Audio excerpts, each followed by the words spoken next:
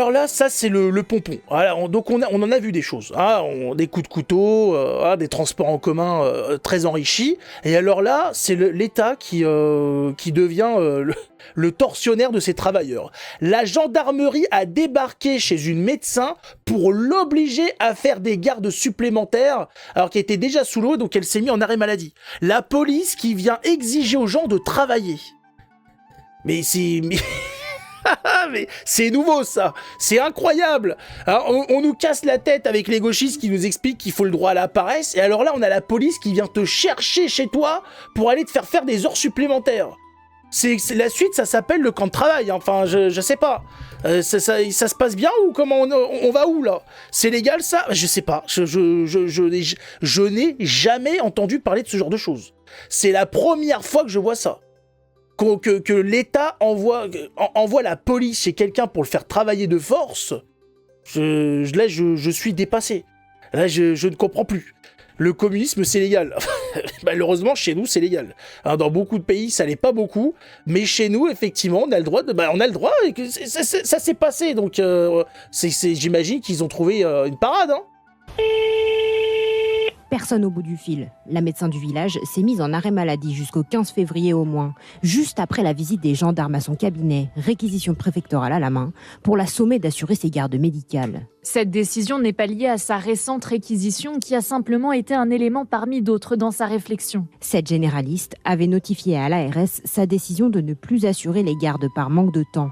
Elle croulait sous les consultations depuis le départ de l'autre médecin du cabinet en juin dernier. Marie s'est retrouvée toute seule pour entre 1500 et 2000 patients. C'était compliqué pour elle parce que c'est fatigant. La mairie a lancé une pétition pour qu'elle reprenne son travail sans assurer de garde. Pétition signée par près de 200 habitants sur les 400 que compte le village, choqués par la situation. Comment peut-on utiliser les mêmes méthodes pour des délinquants et pour des gens qui essayent de faire leur travail? On fait même pas ça pour les délinquants. 3 gendarmes pour... il y avait, je pense, une autre façon de lui dire. Un autre professionnel assurera les consultations 2 jours par semaine les 2 prochaines semaines. Et après, la ville craint de ne jamais revoir sa seule médecin. Mais c'est pas grave, on a la sécurité sociale que le monde entier nous envie. C'est pas grave. La consultation chez le médecin est remboursée. Alors il n'y a pas de médecin, donc il n'y a pas de consultation. Donc encore mieux, en plus, il n'y a rien à débourser. Voilà. C'est magnifique. Voilà. Comment faire des économies? Ben c'est simple, on dit oui, il y a le trou de la sécu. Ah bah il va vite être réglé le trou de la sécu. Il n'y a plus de médecins. Tu peux plus faire des trous dans la sécu. Hein, il y aura bientôt plus de pharmacies vu qu'elles se font vandaliser. Il n'y aura plus rien. Il n'y aura plus que des gens qui crèveront de la chiasse ou de je ne sais quoi. La police n'entre même pas dans leur cité. Non mais c'est incroyable. La police qui vient comme ça exiger d'une médecin, enfin de quelqu'un d'aller bosser. Mais on est où là? C'est des fous. J'ai le droit, putain, mais oui. Non mais oh. Après il pleurniche la Gestapo. Non mais ça avait été, voilà, ça avait déjà été évoqué. Si les gens étaient payés comme il faut, si on n'était pas alourdis, hein, étouffés par l'immigration, bah, les cabinets de médecins seraient allégés. Aujourd'hui, il y a à peu près 15-20 millions d'étrangers. S'ils étaient pas là, ça fait presque un tiers de la population d'absentes. Ah bah là tu libères du monde, hein.